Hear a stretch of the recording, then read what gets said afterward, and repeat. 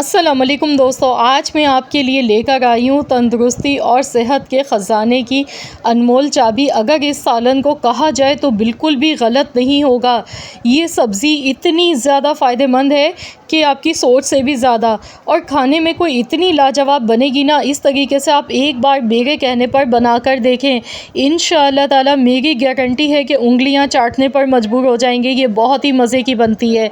तो चलिए हम रेसिपी देख लेते हैं। इसके लिए यहाँ पर सबसे पहले लौकी हम लेंगे।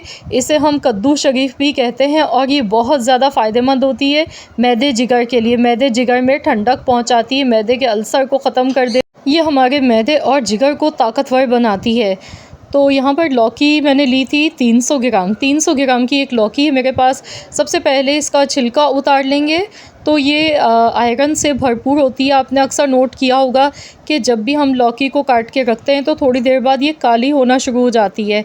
तो इसमें आयरन भरपूर होता है, ये जिस्म में हमारे खून बनाती है तेज़ी के साथ। बहुत ज़्यादा फ़ायदेमंद है ये सब्ज़ी। इसका इस्तेमाल लाजमी करना चाहिए हफ़्ते में 1 से 2 बार। लौकी को छीलने के बाद इसे छोटे छोटे टुकड़ों में, बारीक बारीक टुकड़ों में आपने इसे काटना है।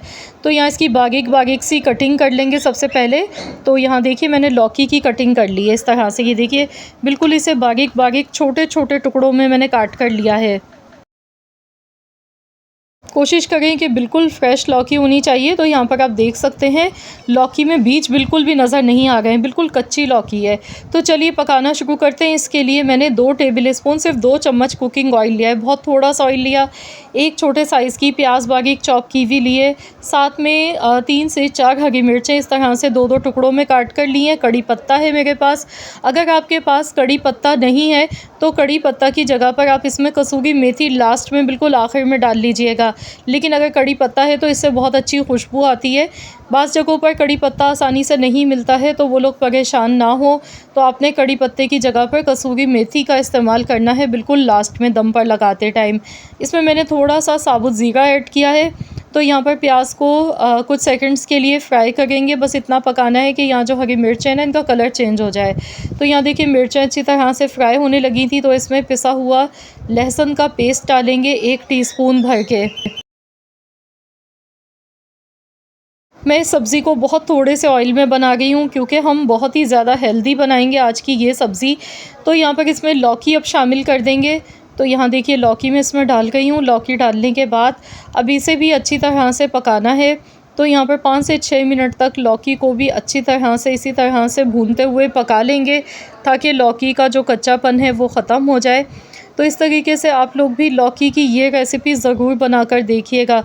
लौकी की ये सब्ज़ी बहुत ही मज़े की बनती है क्योंकि इसमें मसाले बहुत ही कम जाते हैं। इसमें जो फ्लेवर आएगा ना, वो जो हमारे तड़का था शुरू में, तो उसका बहुत ही ज़बरदस्त फ्लेवर आता है। इसमें नमक हस्ब ज़रूरत मैंने ऐड किया है थोड़ा सा।